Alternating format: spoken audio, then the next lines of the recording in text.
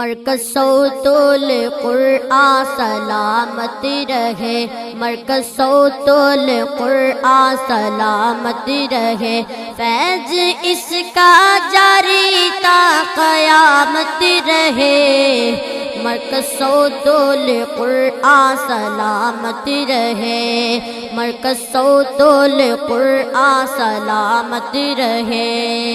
الحمدللہ نحمده ونستعینه ونستغفره ونعوذ باللہ من شرور انفسنا ومن سیئات اعمالنا ومن يهده الله فلا مضل له ومن يضلله فلا هادي له واشهد ان لا اله الا الله وحده لا شريك له واشهد ان محمدا عبده ورسوله اللهم صل على محمد وعلى آل محمد كما صليت على إبراهيم وعلى آل إبراهيم إنك حميد مجيد اللهم بارك على محمد وعلى آل محمد كما باركت على إبراهيم وعلى آل إبراهيم إنك حميد مجيد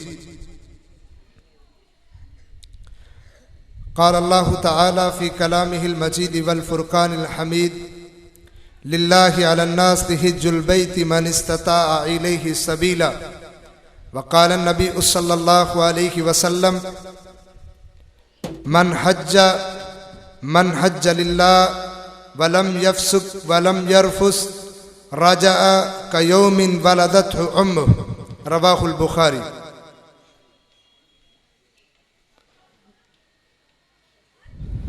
آج آپ کے شہر چستیاں میں بھائی عمیر کے والد محترم محمد علی رحمانی صاحب کی عمرہ پر روانگی سے قبل آپ سے ہم کلام ہونے کا موقع ملا ہے۔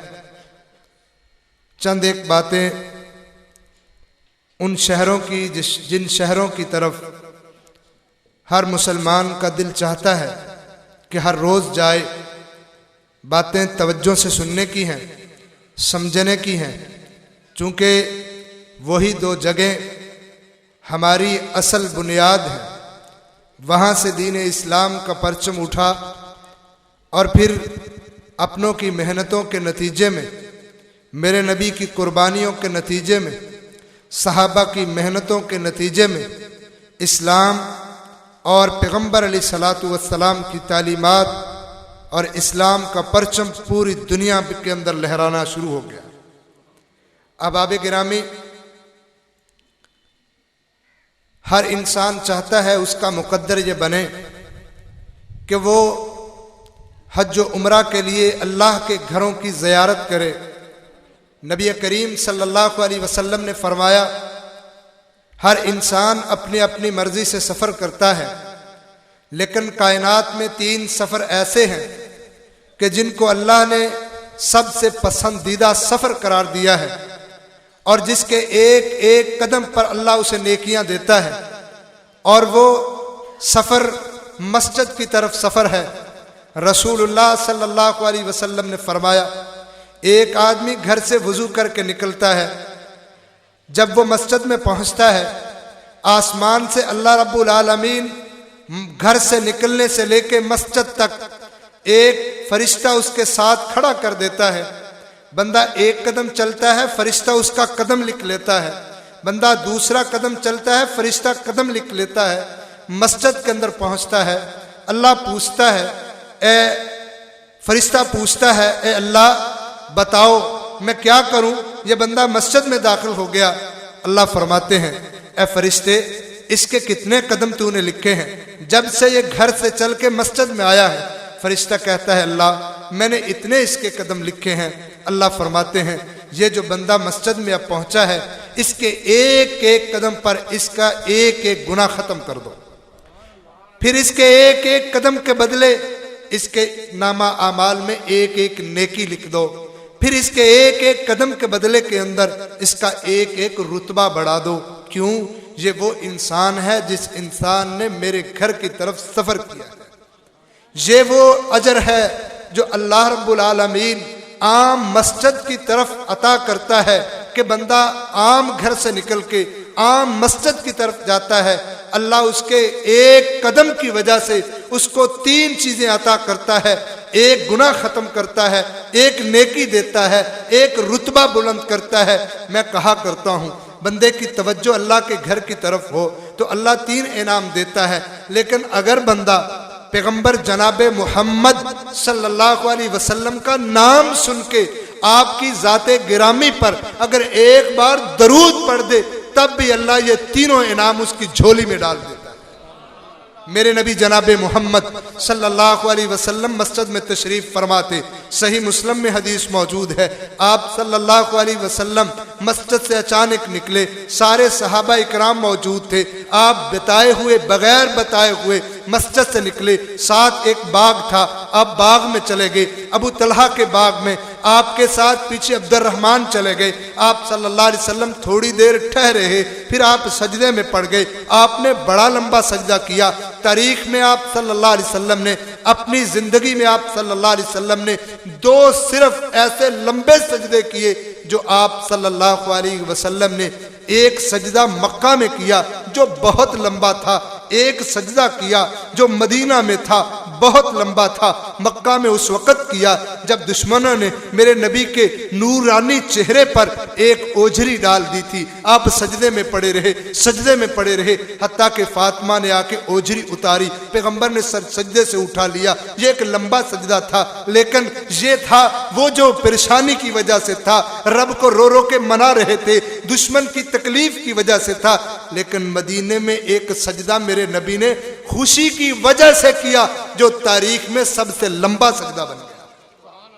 خوشی کس بات کی؟ عبد الرحمن بن عوف کہتے ہیں میں پیچھے کھڑا تھا، میں تھوڑا سا دور کھڑا تھا، پیغمبر علیہ السلام نے اتنا لمبا سجدہ کیا، دل میں پریشانی آ گئی، اتنا لمبا سجدہ کبھی نہیں کیا، میں اپنی جگہ سے چلا، پیغمبر علیہ السلام کے پاس آیا، میں نے نیچے دیکھا، آپ کو پتہ چل گیا، آپ نے سر سجدے سے اٹھا لیا، مسکرانے لگے، فرمانے لگے عبد الرحمن کیا ہوا؟ کہا اللہ کے رسول دل ڈر گیا تھا، اتنا سجدہ کبھی لمبا نہیں کیا۔ رسول اللہ صلی اللہ علیہ وسلم مسکراتے ہوئے فرمانے لگے عبد الرحمن تمہیں پتہ ہے میں نے آج اتنا لمبا کیوں سجدہ کیا ہے؟ آج رب نے مجھے خوشی بڑی دی ہے۔ فرمایا اللہ کے رسول خوشی کون سی ہے؟ فرمایا آتانی جبرائیل، ابھی جبرائیل آئے تھے، بشرانی مجھے خوشخبری سنا رہے تھے اور کہہ رہے تھے اے محمد صلی اللہ علیہ وسلم آپ کہہ دیجئے من صلی علیہ صلاۃ واحدۃ صلی اللہ علیہ 10 صلوات، جو آپ پر ایک بار درود بھیجے گا رب 10 بار اس پر رحمت کا نزول فرمائے۔ آپ نے فرمایا اے عبد الرحمن آج اس خوشی کی وجہ سے اتنا سجدہ کیا ہے، پھر اللہ نے صرف اتنا ہی نہیں کہا بلکہ کہا ہے اے محمد صلی اللہ علیہ وسلم آپ کہہ دیں اللہ اس پر 10 بار رحمت نازل فرمائے گا، اللہ اس کے 10 گناہ معاف کر دے گا، اللہ 10 اس کے جنت میں درجات کو بلند کر دے گا۔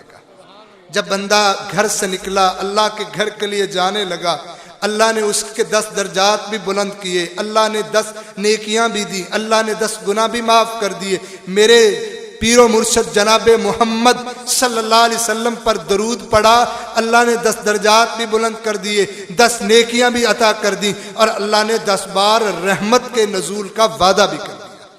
اب آب گرامی یہ تو عام مسجد کی بات ہے، بندہ مسجد میں جاتا ہے، اللہ فرماتے ہیں من غدا الی المسجد وہو زائر اللہ، جو مسجد میں آتا ہے میرا مہمان ہوتا ہے، اور مہمان پر میزبان پر حق ہے کہ مہمان کی عزت، مہمان کی تکریم کرے، اس کا پرتکلف استقبال کر کے اس کی خدمت کرے۔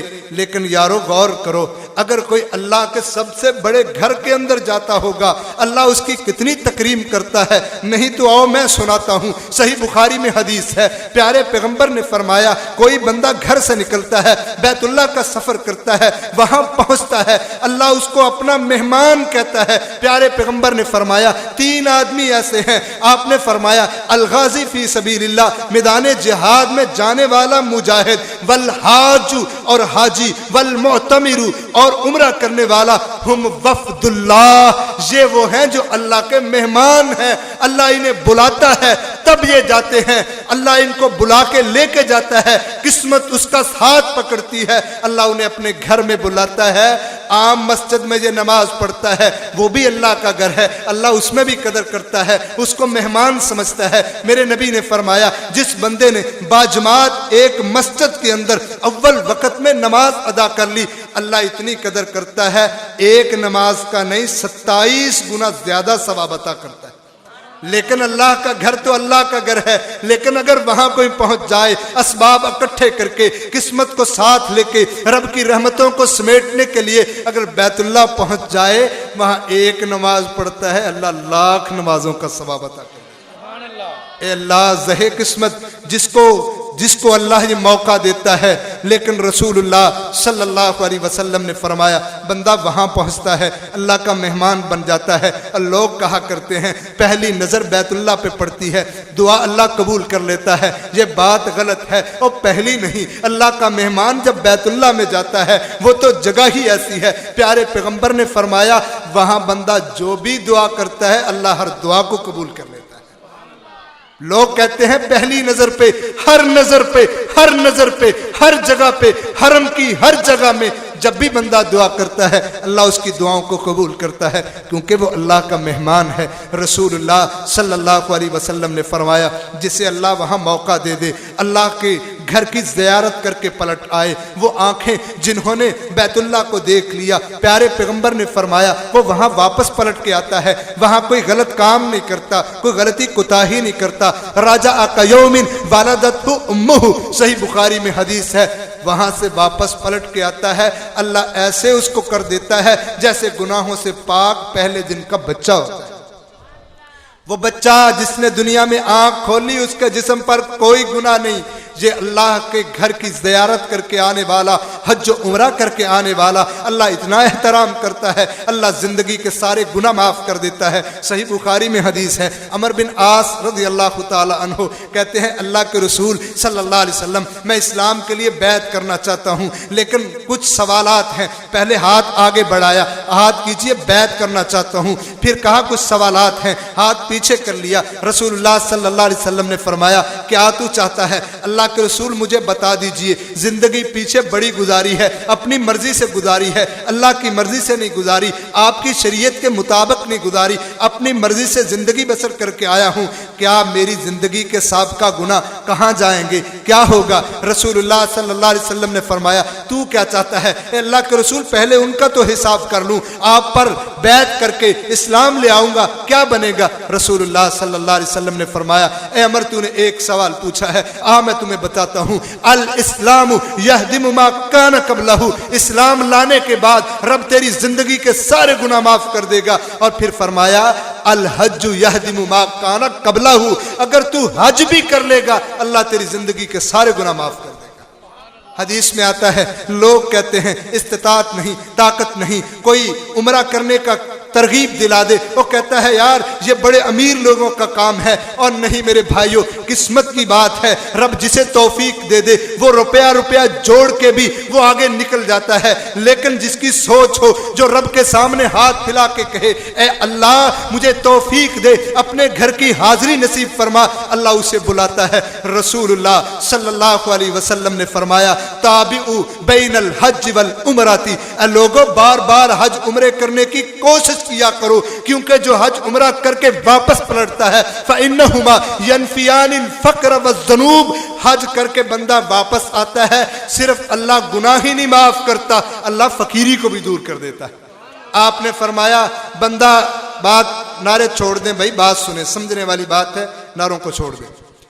بندہ حج کر کے عمرہ کر کے واپس پلٹتا ہے، اللہ خوش ہو کے زندگی کے سارے گناہ معاف کر دیتا ہے۔ اللہ کو کتنی خوشی ہوتی ہوگی کہ بندے نے گھر بھی چھوڑا ہے، بندے نے وطن بھی چھوڑا ہے، ملک بھی چھوڑی ہے، دکان بھی بند کی ہے، اپنے عزیز و اقارب کو چھوڑا ہے، میرے گھر کے اندر آیا ہے، اللہ اس کو ایسا کر دیتا ہے جیسے پہلے دن کا بچہ ہے۔ رسول اللہ صلی اللہ علیہ وسلم نے فرمایا پھر وہ انسان یہاں تک نہیں بلکہ میرے گھر کا آب زمزم پیتا ہے، آب زمزم پیتا نہیں ہے، پینے سے پہلے نیت کر لیتا ہے اللہ میری یہ خواہش ہے، اللہ یہ میری دلی آرزو ہے، اللہ پوری کر دے۔ میرے نبی نے فرمایا صحیح بخاری کی حدیث ہے ماء زمزم لما شرب لہ، اور لوگ کہتے ہیں کہ کوئی پانی ایسے پیے تو دعا قبول ہوتی ہے، کوئی ایسے پیے تو ہوتی ہے، کوئی بات نہیں، آب زمزم کا پانی پکڑ کے بندہ جو بھی دعا کرتا ہے اللہ اپنے گھر کی، اپنے گھر کے پانی کی اتنی قدر کرتا ہے، پی کے آرزو کر کے پی لیتا ہے پانی، اللہ اس کی ہر نیک خواہش کو پورا کر دیتا ہے۔ وہ بیت اللہ جس کے لیے رسول اللہ صلی اللہ علیہ وسلم کو جب نکالا گیا آنکھوں میں آنسو آ گئے، کہا ما اطیبک من بلدک، اے بیت اللہ تیرے شہر سے اچھا کوئی شہر نہیں ہے اور تیرے گھر جیسا کوئی دنیا میں گھر نہیں ہے۔ اے بیت اللہ میری قوم یہاں سے نکالتی نہ، میں کبھی تیرے کو چھوڑ کے نہ جاتا۔ پیغمبر علیہ الصلوۃ والسلام جب فتح مکہ کے موقع پہ آئے تھے آپ محبت کی باتیں کرنے لگے، اے مکہ تجھ سے مجھ کو محبت ہے، مجھے تم سے محبت ہے۔ مدینے کے صحابی انصار پریشان ہو گئے، کہیں مکے کی محبت پیغمبر کو یہاں روک نہ لے، کوئی ادھر بیٹھا ہے افسردہ سا، کوئی ادھر بیٹھا ہے رو رہا ہے۔ پیغمبر علیہ الصلوۃ والسلام نے پوچھا صحابہ اکرام تمہیں کیا ہوا؟ کہا اللہ کے رسول آپ کی باتوں سے لگتا ہے کہیں مکہ نہ رہ جائیں، مدینہ میں دل لگا ہے، آپ وہاں رہتے ہیں، وہاں کی ہر چیز آپ سے محبت کرتی ہے، بلکہ آپ فرمایا کرتے تھے الاحد یحبنا، یہ احد پہاڑ بھی مجھ سے محبت کرتا ہے، ونحبہ، اس احد پہاڑ سے ہم بھی محبت کرتے ہیں۔ آپ نے ایک مثال دی، صحیح بخاری میں ہے، آپ احد پہاڑ پہ جا کے کھڑے ہوئے، آپ کے ساتھ ابو بکر صدیق بھی تھے، عمر فاروق بھی تھے، عثمان ذو النورین بھی تھے۔ آپ صلی اللہ علیہ وسلم جب احد پہاڑ پہ گئے، احد پہاڑ نے ہلنا شروع کر دیا، آپ نے اس پر اپنی ایڑی ماری اور فرمایا اسکت یا احد، اے احد ٹھہر جا، فإن علیک نبی و صدیق و شہیدان، اے احد محبت میں اتنا مت جوم، تیرے اوپر نبی بھی کھڑا ہے، صدیق اکبر بھی کھڑے ہیں، عثمان غنی بھی کھڑے ہیں، عمر فاروق بھی کھڑے ہیں، ان شہیدوں صدیق اور نبی کو تیری محبت کا اندازہ ہے، مگر جھوم اتنا نہ کہ نبی بھی گر جائے، صدیق بھی گر جائے، شہید بھی گر جائیں، اتنی محبت نہ کر۔ پیارے پیغمبر فرمایا کرتے تھے مدینے کی گلیاں ہم سے محبت کرتی ہیں، مدینے کے پہاڑ ہم سے محبت کرتے ہیں، اور بلکہ یہ ایک نہیں، یہ ایک بستی نہیں، میرا نبی تو وہ نبی تھا کائنات کی ہر چیز جس سے محبت کرتی تھی۔ صحیح مسلم میں حدیث ہے، آپ فرمایا کرتے تھے مدینہ میں تشریف فرما تھے، فرمایا کرتے تھے مکے کی بات کرتے ہو، مکہ مجھے آج بھی یاد ہے، آپ نے فرمایا واللہ انی لا اعرف حجرا اسلم قبل ان ابعث بمکہ تھا، فرمایا مکہ کا وہ پتھر آج بھی مجھے یاد ہے، جب میں چھوٹا ہوتا اس کے پاس سے گزرتا تھا، وہ پتھر میں محمد کو سلام کیا کرتا تھا۔ وہ مکہ جس کے لیے انسان تڑپتا ہے، بزرگ کہا کرتے ہیں جو نہیں گیا وہ بھی تڑپتا ہے، جو ہو کے آتا ہے دوبارہ جانے کو ترستا ہے۔ اور کیا بات ہے، بات ہی یہ ہے وہ گلیاں، وہ بازار، وہ جگہ، وہ درخت، وہ پتھر جنہوں نے میرے نبی کی زیارت کی ہے، وہ گلیاں جنہوں نے میرے نبی کی تلیوں کو بوسے دیے ہیں، وہ لوگ جو وہاں مدفون ہیں انہوں نے اپنی جانوں کے نذرانے میرے نبی کے لیے قربان کیے ہیں۔ آؤ نہیں تو مکہ کے اندر ایک شہید کی بات سن لو، حرم سے باہر خبیب رضی اللہ تعالیٰ عنہ کو سولی پہ لٹکا دیا گیا ہے۔ خبیب کو ابو سفیان کہتا ہے ابھی مسلمان نہیں ہوا، کیا تو چاہتا ہے کہ تیری جگہ پہ محمد صلی اللہ علیہ وسلم کو رکھ دیا جائے، تیر مارے جائیں، ان کو شہید قتل کر دیا جائے اور تو اپنی جگہ آرام سے بیٹھ جائے، کیا تجھے اچھا لگتا ہے؟ خبیب میں تیری قربانی پہ قربان جاؤں۔ اور کہنے لگا کہاں کی باتیں کرتے ہو؟ واللہ لا احب، مجھے اللہ کی قسم میں تو اتنا پسند ہی نہیں کرتا، تصیب شوکتن، میرے نبی کو کانٹا چبھ جائے، تم تیروں کی بات کرتے ہو۔ کہنے لگے مجھے میری گردن کٹ جائے، میرے نبی کو کانٹا چبھے، مجھے یہ بھی اچھا نہیں لگتا۔ اللہ اکبر، لوگوں نے تیر ماندے، قتل کر دیا، شہادت کی موت پا کے اللہ کی جنتوں کا وارث خبیب بن گیا۔ ابو سفیان نے دیکھا تو روتا ہوا کہنے لگا واللہ ما رأیت احدا یحب احدا کحب اصحاب محمد محمدا، اللہ کی قسم میں نے آج تک محمد سے محبت کرنے والے محمد کے ساتھی اس جیسے دیکھے ہی نہیں۔ وہ مکے کی گلیوں کے لوگ، اللہ کی قسم اللہ کیوں نہ ان کو قدر کی نگاہ سے دیکھتا۔ پیارے پیغمبر جناب محمد صلی اللہ علیہ وسلم نے فرمایا اے محمد صلی اللہ علیہ وسلم، ان لوگوں نے تمہیں نکالا ہے، لیکن ایک دن میں قوت دوں گا، ایک دن طاقت دوں گا، تو آئے گا، اس حجر اسود کو بوسہ دے گا، وہ حجر اسود جس کو میں نے جنت سے بھیجا تھا۔ پیارے پیغمبر نے فرمایا اللہ نے اس کی 2 آنکھیں بنائی تھی، یہ جنتی پتھر ہے، آج لوگوں نے چوم چوم کے اس کو سیاہ کر دیا، دنیا کے گناہوں نے اس کو سیاہ کر دیا۔ میں اپنے الفاظ میں کہا کرتا ہوں لوگوں حجر اسود کی قربانیوں پہ ہم قربان جائیں، کتنا سفید تھا، اس نے اپنے رنگ کی قدر نہیں کی، اس نے اپنے رنگ کا خیال نہیں رکھا، بلکہ کائنات میں جتنے لوگ جاتے ہیں اس پہ بوسہ لیتے ہیں۔ حجر اسود سب کے گناہوں کو چوس کے اپنے رنگ کی پرواہ کیے ہوئے اپنے مہمان کی قدر کرتا ہے، سارے گناہ چوس کے رکھ لیتا ہے، کہتا ہے اللہ کے دربار میں پیش کر کے تیری سفارش کر دوں گا۔ میرے نبی جناب محمد صلی اللہ علیہ وسلم نے فرمایا یہ حجر اسود جنتی پتھر ہے، اس کی 2 آنکھیں تھی، بہت خوبصورت تھا۔ آپ نے فرمایا اللہ نے اس کی روشنی کو ختم کر دیا، ورنہ اگر اس کی روشنی رہ جاتی کائنات میں سورج کی روشنی کچھ بھی نہ ہوتی، اگر اللہ حجر اسود کی سورج روشنی کو برقرار رکھتا۔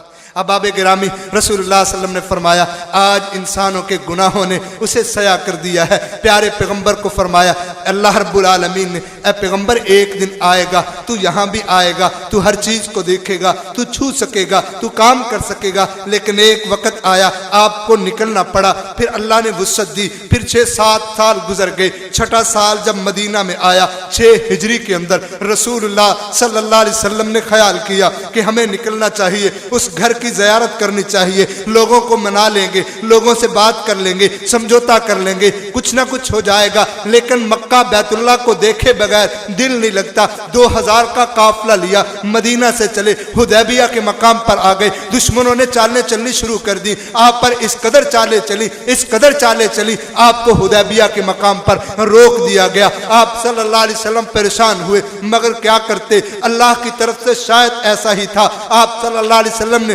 اللہ کا فیصلہ سمجھ کے آپ حدیبیہ سے واپس تشریف لے آئے، لیکن 1 سال کا معاہدہ تھا۔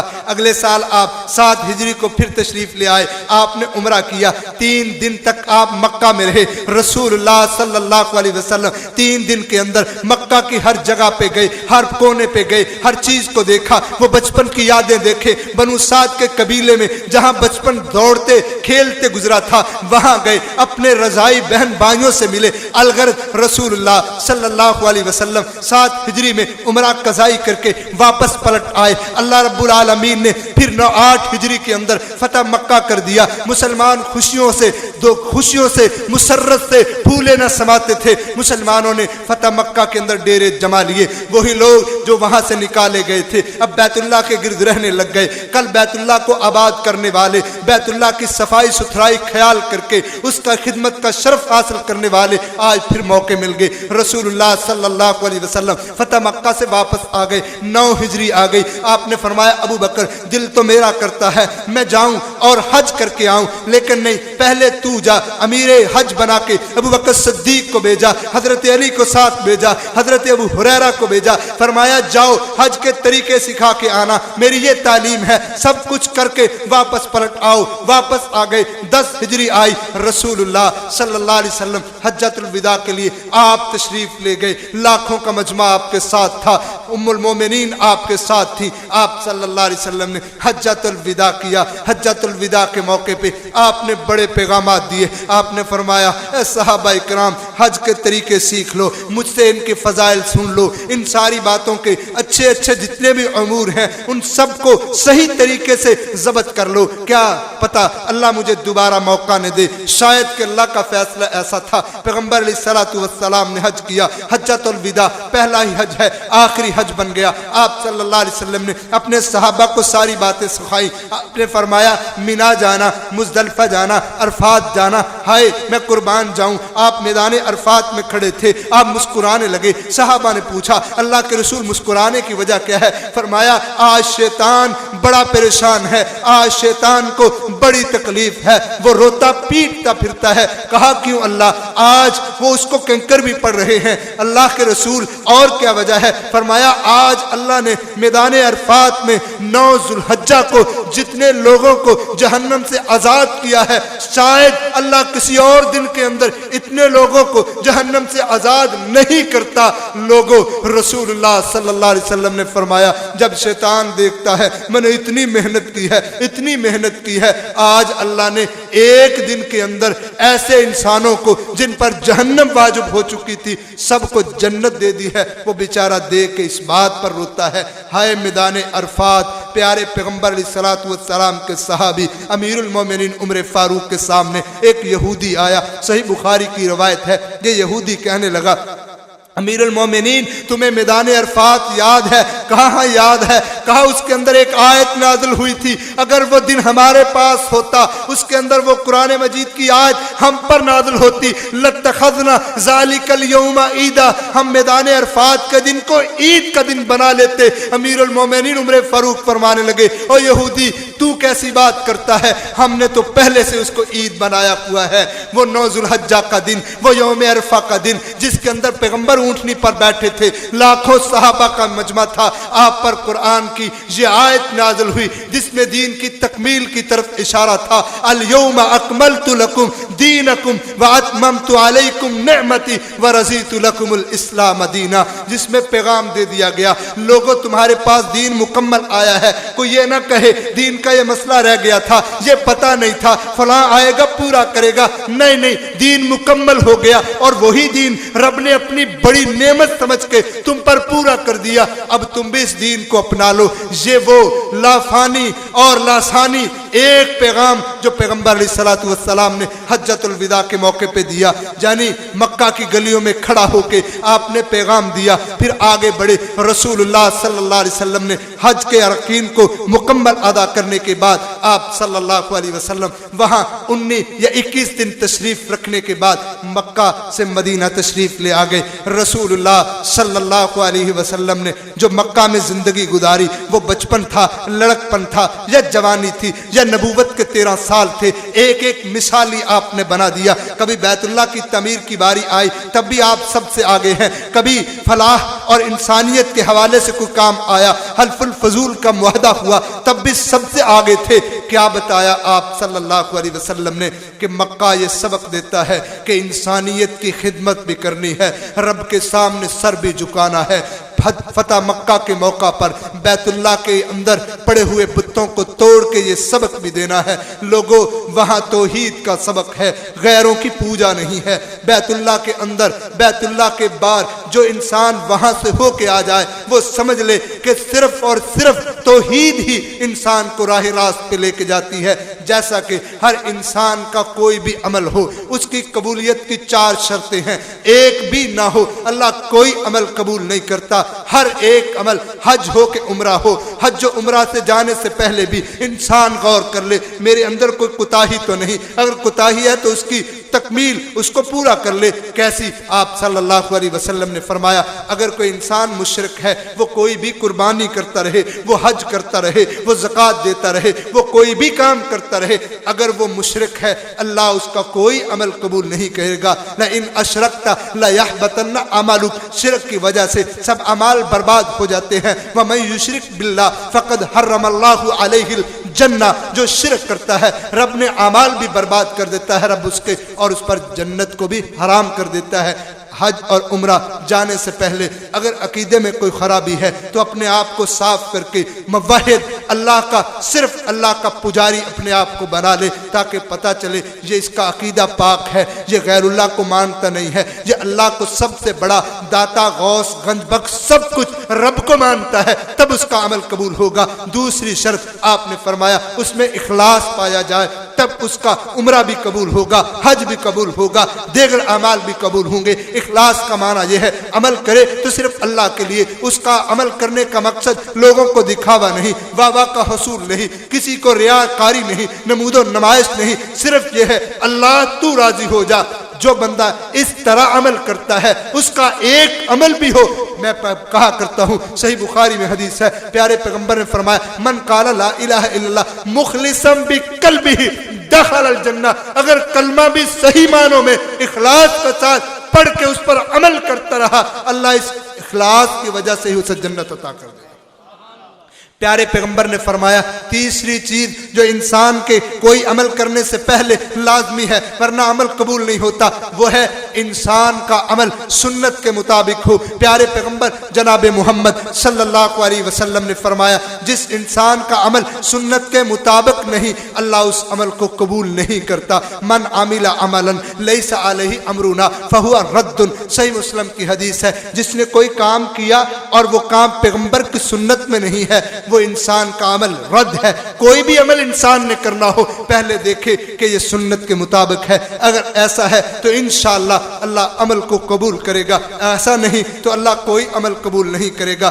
رسول اللہ صلی اللہ علیہ وسلم نے جو حج کے موقع پہ تلاقین فرمائی ان میں ایک بات اہم یہ تھی، آپ نے فرمایا لوگوں حج کو بار بار کیا کرو، اللہ گناہوں کی معافیاں دیتا ہے۔ پیارے پیغمبر علیہ السلام نے فرمایا، ایک صحابی آ کے پوچھنے لگے اللہ کے رسول یہ تو وہ عمل ہے جو انسان جس کو اللہ موقع نصیب کرے وہ بیت اللہ میں جائے، وہ مدینہ منورہ میں جائے، وہ وہاں جا کے مناسک حج کو ادا کرے، اللہ اس کو حج کا ثواب دیتا ہے، اللہ زندگی کے گناہ معاف کرتا ہے، ایک نماز کا بدلے لاکھوں اللہ ثواب عطا کرتا ہے۔ لیکن ایک غریب انسان ہے جس بیچارے کے پاس وسائل نہیں ہے، وہ وہاں جا نہیں سکتا، اس کے پاس زیادہ راہ نہیں ہے، وسائل نہیں ہے، وہ غربت کا مارا انسان، وہ اپنے اللہ پر اتنا خوش ہے کہ اللہ جو تو نے دیا ہے کبھی تو موقع آئے گا، کبھی تو بلاوا آئے گا، کبھی تو قسمت آواز دے گی، اللہ جاؤں گا، لیکن اللہ کیا ایسا بھی کوئی عمل ہے کہ میں یہ نہ وہاں پہنچتے ہوئے بھی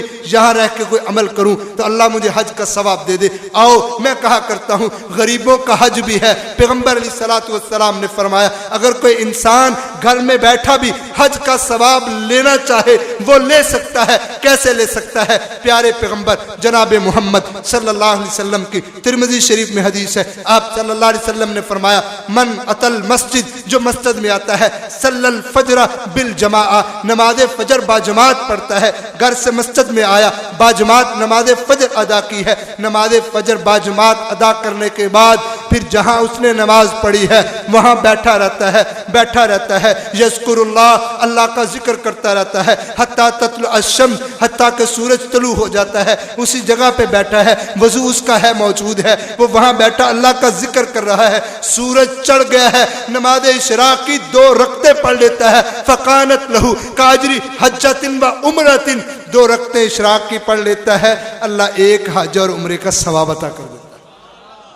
جاؤ صحیح حدیث ہے، جا کے حدیث کی کتابوں میں پڑھو، جامع ترمذی میں موجود ہے، کتاب الصلاۃ میں موجود ہے۔ اور غریبوں تمہیں اللہ نے بھی موقع دیا ہے، حج کا ثواب تم بھی لے سکتے ہو، لیکن آؤ ذرا مسجد کی طرف تو رخ کرو، اللہ کا مہمان تو بنو، پھر دیکھنا اللہ تمہاری مہمان نوازیاں کیسے کرتا ہے۔ تم اللہ کے گھر کے اندر صبح سے بیٹھے ہو، شاید گھنٹہ بھی نہ لگے، شاید پونا گھنٹہ لگے، شاید آدھا گھنٹہ لگے، نماز پڑھ کے باوضو ہو کے اسی جگہ بیٹھ کے نماز اشراق کی 2 رکعتیں پڑھ لینا، اللہ تجھے بھی حج اور عمرے کا ثواب عطا کرے گا۔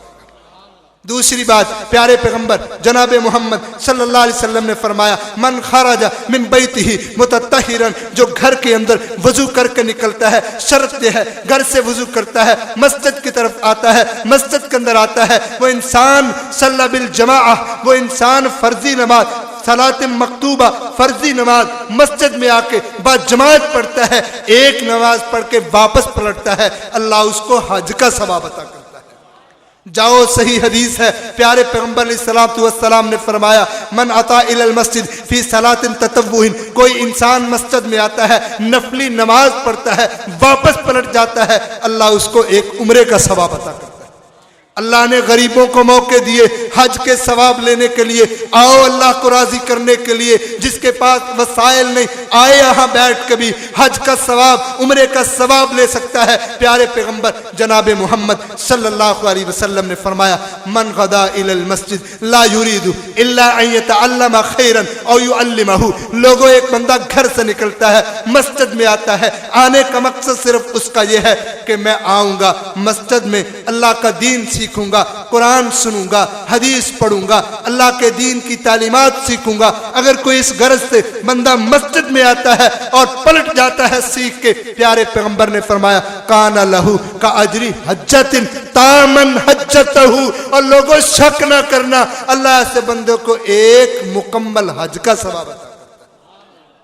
आओ जिंदगी में कोई वक़्त है बाजार छोड़ के अल्लाह के घर के अंदर आके कुरान की 2 आयात सीख लें। हमारे पास इमाम मौजूद है, खतीब मौजूद है, उस्ताद मौजूद है, बच्चे पढ़ाने वाला, तर्जुमा पढ़ाने वाला, पैगंबर की हदीस पढ़ाने वाला मौजूद है। लेकिन अफसोस तेरा दिल ही नहीं करता तू हज का सवाब ले। और कोई कितने लोग हैं बदनसीब, वो सिर्फ हज का उम्रे का नाम ही इसलिए लेते हैं, करने के लिए रकूम खर्च ही इसलिए करते हैं, वापस पलट आएंगे, नाम के साथ हाजी लगेगा, लोग इज्जत देंगे, फूलों के हार पहना के घर लेके आएंगे। नहीं नहीं, अगर ये मकसद है न जाना उस बैतुल्लाह की तरफ, क्योंकि तेरी नीयत दुरुस्त नहीं है। अगर नीयत खालिस है, रब को राजी करना मकसूद है, रब के सामने झुक के नेकियां कमा के गुनाह माफ करके रब की रहमतों को समेट के घर में लाने की नीयत है, तो जाना, खुशी से जाना, रो रो के दुआएं करके अल्लाह से मांगना, अल्लाह मुझे भी ले चल, अल्लाह मुझे भी ले चल, ताकि मैं भी तेरे घर की ज़ियारत करके आऊं। कहते हैं जब बंदा मांगता है रब उसको खाली नहीं मोड़ता, बल्कि मैंने हदीस पढ़ी अबू दाऊद शरीफ में, मुस्नद अहमद में हदीस मौजूद है। प्यारे पैगंबर अलैहिस्सलातु वस्सलाम ने फरमाया, बंदा जब हाथ उठा लेता है, इन्नल्लाह यस्तही अन यरुद्दहुमा सिफरा, रब को हया आता है मेरा बंदा मुझसे मांगे और मैं हाथों को खाली लुटा दूं। प्यारे पैगंबर अलैहिस्सलातु वस्सलाम ने फरमाया, लोगों बंदा दुआ करता है रब खाली नहीं मोड़ता। हाँ, अल्लाह का अंदाज है, अल्लाह कभी तो फौरन लुटा देता है, कभी अल्लाह रब्बुल आलमीन उसको जखीरा कर लेता है। इसके पास नेकियां थोड़ी हैं, अगर मौत आ गई तो इसके काम आएगा। कभी अल्लाह कहता है इसने दुआ तो कर ली है, मैंने कबूल भी कर ली है, मगर इस पर मुसीबत आने वाली है, जो मांगता है शायद देखना नसीब ना हो, अल्लाह उस दुआ के नतीजे में उस मुसीबत को टाल देता है। लेकिन रब के सामने हुए फैलाए हुए हाथ कभी रब रुसवा नहीं करता, खाली नहीं जाने देता, अल्लाह उसकी कदर करके उसकी दुआओं को कबूल करता है। हाँ, प्यारे पैगंबर जनाब मोहम्मद सल्लल्लाहु अलैहि वसल्लम ने फरमाया, लोगों अल्लाह के घरों में आओ, तुम हज का सवाब तो यहाँ भी ले सकते हो, मगर तेरे पास अगर वक्त हो, मैं तुम्हें हदीस सुनाता हूँ, सही तरगीब में हदीस है, सही सनद से पैगंबर तक पहुंचती हदीस है। रसूलुल्लाह सल्लल्लाहु अलैहि वसल्लम के प्यारे सहाबी अबू हुरैरा हैं, बाजार में खड़े हैं, एक दिन आके कहने लगे, वैहकुम, ओ लोगो तुम्हें क्या हो गया, क्या बर्बादियों में खोए बैठे हो, अल्लाह के नबी की वरासत मस्जिद में तकसीम हो रही है, तुम यहाँ बैठे हो अपनी मस्तियों में लगे हैं, सिर्फ कारोबार की तुम्हें फिक्र है। लोगों ने कहा मस्जिद में विरासत तकसीम पैगंबर की हो रही है। लोगों ने समझा शायद पैगंबर का तरका विरसा तकसीम हो रहा है, शायद पैगंबर के कपड़े किसी को मिले, शायद उसकी तकसीम है, शायद पैगंबर की जो चीजें मौजूद थी उसकी तकसीम है। लोग भागते हुए मस्जिद नबवी में आए, वापस पलट गए, अबू हुरैरा तूने क्या बात कर दी, मस्जिद में तो कुछ तकसीम नहीं हो रहा। कहने लगे क्यों, कुछ लोग वहां मौजूद नहीं थे? कहां मौजूद थे, क्या कर रहे थे? लोग कहने लगे कौमन युसल्लून, कुछ लोग खड़े थे वो नमाजें पढ़ रहे थे, कौमन यतलून अल कुरान, कुछ लोग बैठे थे वो कुरान की तिलावत कर रहे थे, कौमन यतदारसून अल हलाल वल हराम, कुछ लोग बैठे थे हलाल और हराम की बात जारी थी, वो दीन का इल्म सीख रहे थे। अबू हुरैरा कहने लगे वैहकुम ज़ाकुम मिरास मोहम्मद, यही तो पैगंबर की वरासत है जो तुम्हारे मुकद्दर में नहीं है कि तुम मस्जिद में जाके कुछ वक्त निकाल के बाजार को छोड़ के वहां से पैगंबर की वरासत तकसीम करके जो तकसीम हो रही है उसको लेके अपनी झोली में डाल लो। यही तो तुम्हारी बदनसीबी है। अहबाब गिरामी, हज के मौके रब ने यहाँ भी दिए हैं, गरीबों तुम्हारे लिए भी हज मौजूद है, लेकिन तुम्हारे पास वक्त होना चाहिए जो रब को तुम दे दो, जो रब तुमसे राजी होके फिर तुम्हें यहाँ ही हज का सवाब दे दे। दुआ करते हैं ए अल्लाह हमें तौफीक अता फरमा, अल्लाह 5 वक्त तेरे घर की ज़ियारत नसीब हो। अगर हम तेरे घर के अंदर अल्लाह यहाँ आ जाए, अल्लाह तुझे पसंद आ जाए कि ये मेरा मेहमान अच्छा है, क्या किस्मत है। अल्लाह छोटे घर से बड़े घर में मेहमानी का अल्लाह मौका दे दे, अल्लाह अपनी मेजबानी के अंदर हमें शामिल कर ले। लेकिन अगर छोटे घर में ना गए तो बड़े में कैसे जाएंगे? छोटी छोटी चीजों को इख्तियार न किया, रब के करीब कैसे पहुंचेंगे? बुजुर्ग कहते हैं रब के करीब पहुंचने के लिए बंदे को बड़ी मेहनतें करनी पड़ती हैं। कैसे करनी کرنی پڑتی ہے اللہ کا ولی بننے کے لیے، اللہ کا مقرب بننے کے لیے، اللہ کا دوست بننے کے لیے۔ کیسے؟ رب کے احکام مان کے، رب کے دربار میں حاضریاں دے کے، رب کی مرضی کے مطابق زندگیاں بسر کر کے۔ یقیناً اللہ دنیا آخرت میں عزتیں دیتا ہے۔ میری اس مجلس کے اندر میری مائیں بہنیں بھی موجود ہیں، میں ان کے لیے بھی کوئی پیغام دینا چاہتا ہوں۔ پیغمبر جناب محمد صلی اللہ علیہ وسلم جہاں آپ نے شریعت کے اندر خواتین مردوں کے لیے احکام مسائل بیان کیے، آپ نے خواتین کے لیے بیان کیے، ان کی کمزوریوں کو سامنے رکھا اور فرمایا خواتین تم میں صبر کی کمی ہوتی ہے، ذرا اس کا خیال رکھنا۔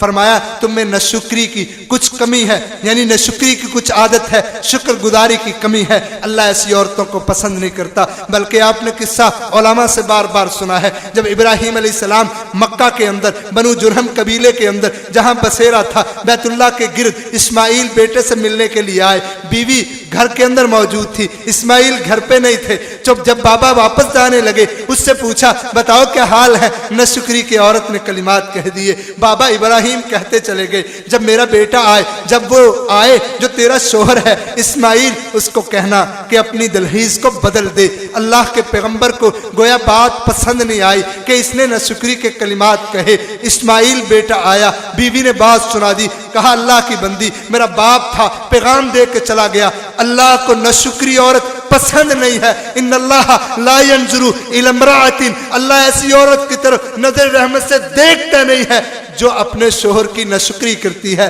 جو رب کی نعمتوں کی ناشکری کرتی ہے۔ فرمایا جاؤ، میرا باپ بھی پسند نہیں کرتا، وہ پیغام دے کے گیا ہے تجھے طلاق دے کے تیرے گھر بھیج دوں۔ عورتوں کو اپنے اس معاملے میں خیر خواہی اور اللہ کو راضی کرنے کی بات کو سامنے رکھنا چاہیے۔ پھر نمازوں میں کوتاہی، پھر خیر اور کئی شریعت کے مسائل جن میں اہم ترین مسئلہ غیر محرموں کے سامنے بن سور کر نکلنا، بے پردگی کا مسئلہ۔ پیغمبر علیہ الصلوۃ والسلام نے فرمایا اے لوگو، جو عورت گھر سے باہر نکلتی ہے اذا خرجت استشرف الشیطان، شیطان اس کو بڑا مزجن کرتا ہے۔ اے خواتین اسلام، اپنے آپ کو برقعے میں، نقاب میں، اوڑھنیوں میں، چادروں میں چھپا کے باہر نکلا کرو، ورنہ رسول اللہ صلی اللہ علیہ وسلم نے فرمایا صحابہ اکرام جنت کی خوشبو 40 سال پہلے آنے لگ جائے گی، وہ خوشبو جو پاکیزہ خوشبو ہے، اگر اس خوشبو کو دنیا پہ لا دیا جاتا دنیا کی ساری خوشبوؤں کی وہ مہک ختم ہو جاتی۔ لیکن آپ نے فرمایا کچھ بد نصیب ایسے ہیں جنہیں جنت کی خوشبو سے محروم کر دیا جائے گا۔ اللہ کے رسول وہ کون سے لوگ ہیں؟ فرمایا ان میں ایک آدمی وہ ہے جو انسان، آپ صلی اللہ علیہ وسلم نے فرمایا باپ اس کا کوئی اور ہے اور وہ دعویٰ کسی اور کا کرتا ہے، اصل باپ کا اس کو پتا ہے لیکن کہتا ہے میرا باپ نہیں ہے۔ اللہ اتنا ناراض ہوتا ہے، اتنا ناراض ہوتا ہے، اس نے باپ کی عزت میں فرق کیا ہے، بس اتنا ہی اس نے کہا ہے۔ اللہ کہتا ہے اس کو میں جنت کی خوشبو کے قریب بھی نہیں آنے دوں گا۔ فرمایا دوسری وہ عورت، آپ نے فرمایا وہ عورت جو کاسیاتن، کپڑا اس نے پہنا ہے لیکن آریاتن، کپڑا پہننے کے باوجود ایسے لگتی ہے جیسے وہ برہم ہو، وہ ننگی ہو۔ فرمایا مائلات ممیلات، لوگوں کو اپنی طرف مائل کرتی ہے، لوگ اس کی طرف مائل ہوتے ہیں۔ وہ عورت جو اس طرح بے پردگی سے بازاروں میں چلتی ہے، فرمایا اللہ جنت کی خوشبو سے اس کو محروم کر دے گے۔ اللہ ہماری ماؤں بہنوں کو اوڑھنی چادر عزت عصمت عطا فرما۔ اللہ ہمیں جنت کی خوشبو سے محروم نہ کرنا۔ اللہ ہم تو جنت میں جانا چاہتے ہیں، اے اللہ ہم تو جنت کی نعمتوں کو پانا چاہتے ہیں۔ وہ جنت کی خوشبو، پیارے پیغمبر سے کسی نے پوچھا اے اللہ کے رسول جنت کو رب نے بنایا کیسے ہے؟ فرمایا ایک اینٹ سونے کی لگائی ہے، ایک اینٹ چاندی کی لگائی ہے۔ اللہ کے رسول اس کے اندر بجری کس چیز کی استعمال ہوئی؟ فرمایا لولو مرجان کے موتی لگائے ہیں۔ فرمایا سیمٹ کس کا استعمال ہوا؟ فرمایا اللہ نے کستوری کی خوشبو کو لگا کے اس عمارت کو بنایا ہے۔ یہ خوشبو ہم تو اللہ پانا چاہتے ہیں، اللہ کہیں محروم نہ کر دینا۔ پھر پیارے پیغمبر علیہ الصلوۃ والسلام نے فرمایا اے لوگو ہمیشہ اپنی ان بچیوں کو جو نوجوان ہیں ان کو حکم دو، اللہ کا فرمان سناؤ کہ اپنے چہروں کو اپنے سینوں کو ڈھانپ کے رکھیں۔ اللہ کی قسم مجھے وہ بات یاد آتی ہے،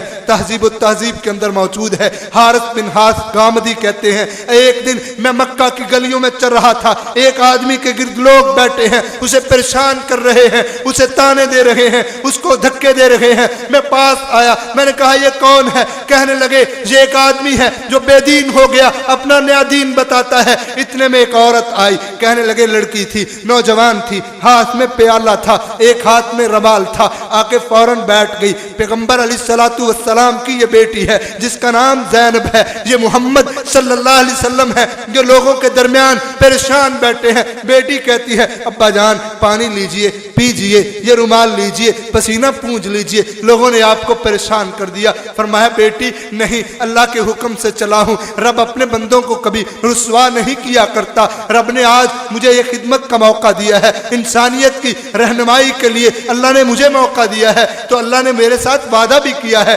ایک دن امام الانبیاء ہونے کا تاج بھی اللہ مجھے پہنائے گا۔ جب میدان محشر میں کوئی کسی کی نہیں سنے گا، اللہ میری سنے گا۔ وہ مقام محمود جو اللہ کے عرش کے پاس ہے، جو اللہ کسی کو نہیں دے گا، مجھے عطا فرمائے گا۔ اے بیٹی زینب پریشان نہیں ہونا۔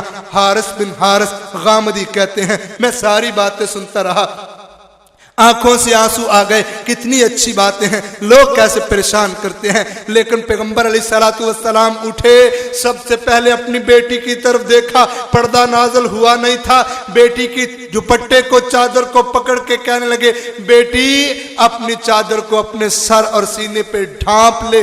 محمد صلی اللہ علیہ وسلم کی تعلیم یہ اجازت نہیں دیتی کہ عورت اپنے سینے کے سر کو ننگا کر کے چلے۔ اے بیٹی اپنے سینے کو، اپنے چہرے کو، اپنے سر کو ڈھانپ لے۔ احباب گرامی یہ میرے نبی کی تعلیم ہے۔ ابھی پردہ نازل نہیں ہوا، جب پردہ نازل ہوا اللہ اکبر مسلم خواتین کے لیے سبق ہے۔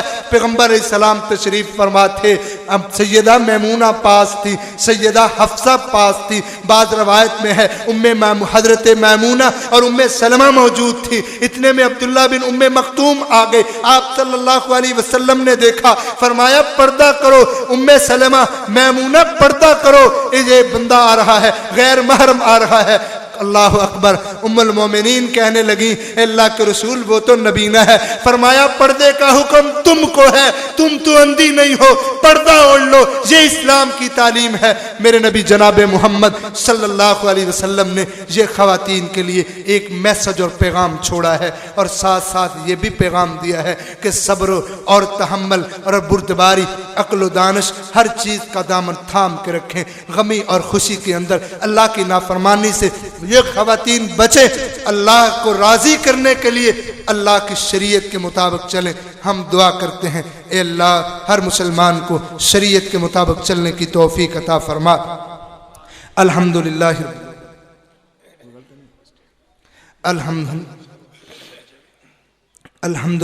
رب العالمین الرحمن الرحیم مالک یوم الدین ایاک نعبد و ایاک نستعین اہدنا الصراط المستقیم صراط الذین انعمت علیہم غیر المغضوب علیہم ولا الضالین آمین۔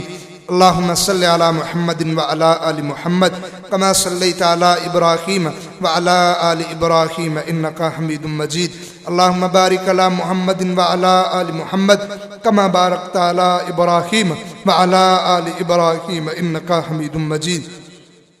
اللہم اغفر لنا وللمؤمنین والمؤمنات والمسلمین والمسلمات۔ اللہم علق بین قلوبنا واصلح ذات بیننا یا شافی المرضات اشف مرضانا ومرضى المسلمین یا قاضی الحاجات اقض حاجاتنا وحاجات المسلمین۔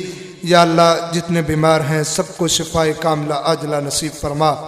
اللہ جو مشکل میں ہے اللہ ان کی مشکل کشائی فرما۔ اے اللہ جو مصیبت میں ہے اللہ ان کی مصیبتوں کو دور فرما۔ اللہ بے اولادوں کو نیک اور صالح اولاد عطا فرما۔ اے اللہ ہر مسلمان کی نیک آرزو کو پورا فرما۔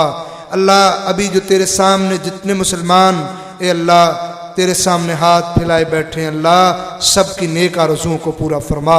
اللہ سب کو رزق حلال کھانے اور کمانے کی توفیق عطا فرما۔ اے اللہ ہم سب کو اے اللہ اپنے گھر کی زیارت کی توفیق نصیب فرما۔ اے اللہ مکہ اور مدینہ اے اللہ سب اپنے تیرے جتنے بھی پیارے گھر ہیں اللہ ان کی زیارت کی توفیق نصیب فرما۔ اے اللہ حج و عمرہ کی توفیق نصیب فرما۔ اے اللہ ہم تیرے گناہگار بندے اللہ تیرے سامنے امید لگا کے بیٹھے ہیں، اللہ ہماری دعاؤں کو قبول فرما۔ اے اللہ ہماری آنکھوں کو زیارت بیت اللہ سے ٹھنڈک نصیب فرما۔ اے اللہ جتنے مسلمان بھی اللہ اس کے لیے محنت کوشش کر رہے ہیں اللہ ان کی محنتوں کو قبول فرما۔ اے اللہ ہمارے بھائی عمیر صاحب دو ماہ قبل جو ان کی والدہ انتقال فرما گئی تھی، اللہ ان کی قبر کو نور سے منور فرما۔ اللہ ان کی قبر کو جنت کا باغیچہ بنا۔ اللہ ان کی بشری غلطیوں سے درگزر فرما۔ اللہ انہیں جنت میں اعلیٰ مقام عطا فرما۔ اللہ دنیا میں جتنے بھی مسلمان ہیں اے اللہ ان کے جتنے بھی عزیز و اقارب والدین دنیا سے جا چکے ہیں اے اللہ ان کی قبروں کو نور سے منور فرما۔ اے اللہ ان کی قبر کو جنت کا باغیچہ بنا۔ اے اللہ ہم مسلمانوں کی خطاؤں سے درگزر فرما۔ اللہ مسلمان جہاں کہیں بھی ہیں اللہ ان پر رحم فرما۔ اللہ پوری دنیا پر اسلام کا بول بالا فرما۔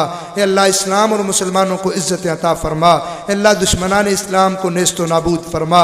اے اللہ جتنے مسلمان اسلام کے نفاذ کے لیے محاذ پر ہیں اے اللہ ان کی خاص الخاص مدد فرما۔ اے اللہ ہمارے حال پر رحم فرما۔ اللہ بے اولادوں کو نیک اور صالح اولاد عطا فرما۔ اللہ ہمارے گھروں میں رحمت اور برکت کا نزول فرما۔ اے اللہ دنیا اور آخرت میں بہتریاں عطا فرما۔ ربنا آتنا فی الدنیا حسنہ وفی الآخرۃ حسنہ وقنا عذاب النار وصلی اللہ تعالی علی خیر خلق اجمعین لا الہ الا صوت اللہ۔ القرآن سلامت رہے، مرکز صوت القرآن سلامت رہے، فیض اس کا جاری تا قیامت رہے، مرکز صوت القرآن سلامت رہے، مرکز صوت القرآن سلامت رہے۔